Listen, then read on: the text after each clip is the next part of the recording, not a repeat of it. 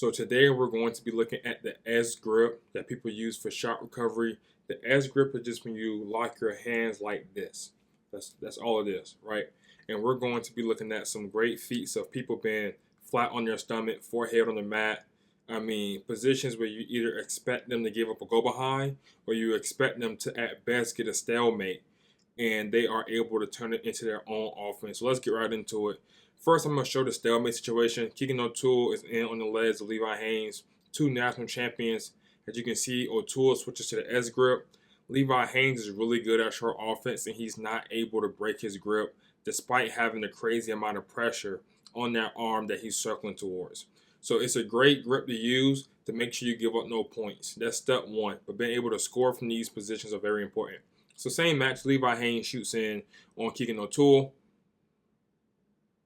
He ends up flat on his stomach. Doesn't matter. He has that S grip. The S grip almost locks you into their hip. Because a lot of times when guys sprawl, they want to push back against your knees or they want to keep sprawling back. But once the S grip allows you to slide up their hamstring, lock into their hip, and it almost negates the sprawl. Not 100%, but it feels like if you ever used it before. So now you have Levi Haynes against Evan Wick. He's down 4-4 with under 40 seconds left in the match. You see he has the S grip, and he kind of just completely negates Wick's sprawl and just sucks the leg in. And we're talking about somebody who was just 86 kilograms, 189 pounds, 190 pounds, versus somebody who was just 157 pounds at the national championships, right? So it's not a size thing. Wick is obviously bigger than Levi Haynes.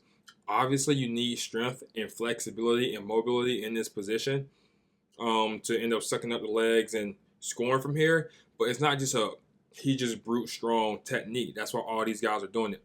Here you have Abakarov. I'm gonna do an entire video on him from this position because he uses it so much. But notice what he does. I'm gonna replay it. And whenever you're building up from this position, head inside, or you're doing a cutback, this is a position you're gonna end up in. So he's decently extended. He's gonna get his inside ear to his opponent's chest area, belly button, the rib cage, doesn't matter. Not belly button, but top of the stomach, bottom of the rib cage, chest, doesn't matter. And he ends up stepping up with that inside leg first, right? That inside leg is going to step up first, and the opponent's sprawl is just negated. He picks him up, and it's an easy finish for him. I'm going to show this example of Nathan Taylor. This even works at heavyweight. Obviously, I know that Nathan Taylor is very strong, but there are a lot of strong heavyweights. A lot of people at heavyweight are strong. If it was just brute strength, they wouldn't care about the grip. If it was just brute strength, I would see people do this type of stuff with any grip, but that's not the case. He just picks this dude up like it's nothing. Like it's nothing. And when you sprawl against a guy, go to practice, tell a guy to sprawl on top of you. Sprawl on top of another guy, tell him to do an S grip. A guy who knows how to do it.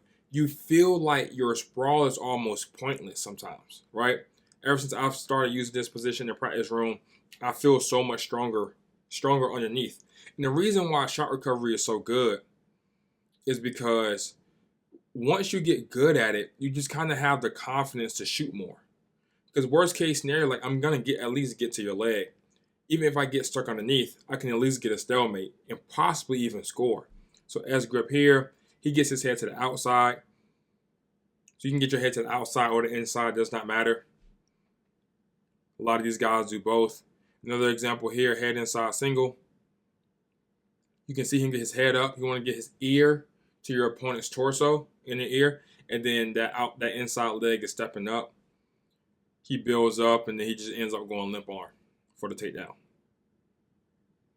Next, we're going to have Zahid Valencia against Rezabek Akmukan, who ended up being the world champion like 2 months later.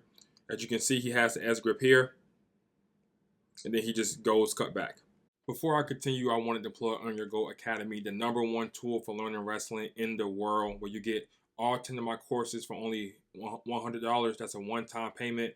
No monthly membership, no yearly membership. You also get lifetime access to the EYG community, where you have access to exclusive videos and posts. I have the course Develop Perfect Shot Recovery, which is the topic I'm talking about now. The very last session goes over the same thing. The cutback when you do head inside recovery, the cut into the double when you do head outside, building up, and then that video of Jacob Woodley going over the same topic. I have it extended. I have it linked here. So check it out. Link will be in the description. Let's get back to the video.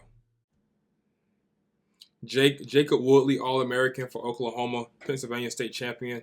You can see him here hit a grip switch. I have an entire video of Jacob Woodley doing this to guys, so I'm only going to play 2 clips of him here. So you can check out that video after you finish this one, because he's really good at it. This is him against All-American Michael Beard.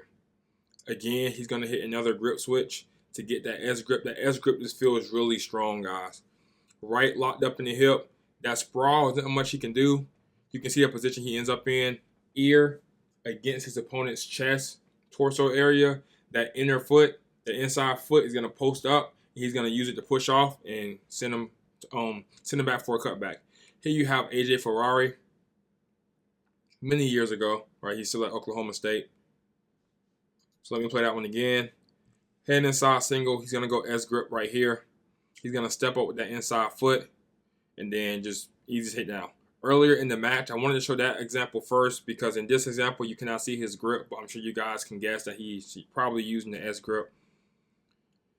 So right here, that ear is pressed against his opponent's rib cage, and that inner foot is posted on it, so you can send him right back. And this one is much more explosive. Then he just sends him back. Last example, you have Jordan Burroughs, and again, I'm going to release an entire video with Abakarov. I'm going to release an entire video with Zahid Valencia, and I'm also going to release a shorter video with people using this against Jordan Burroughs, right? So, backside, I do Rachmaninoff. Going to go S grip. And obviously, Burroughs is sad boy hours at the Olympics 2016. But right here, Jordan Burroughs has a good sprawl. He's fully sprawled out. Does not matter. He just picks him up with ease. And the problem is this. Whenever we see these feats, whenever we see these examples of shot recovery, our instant reaction is this guy's just brute strong, that's not necessarily a problem. But it's almost like when someone has a good double leg and we just say, oh, that guy's super athletic and he's just super fast. Those statements prevent us from actually looking at what they're technically doing, right? The techniques they're using, the little details that they're implementing, because we almost like discard what they're doing, right? It's almost like an undercut to like, it's not technique, it's just you're super fast or you're super strong. And that prevents us from trying to learn from what they're doing. And obviously, I'm not like that. And there's a reason why all these guys are using S grip. So thank you guys for watching the video. I'm going to have several more videos come out about this position, about these techniques. And I will see you on the next ones.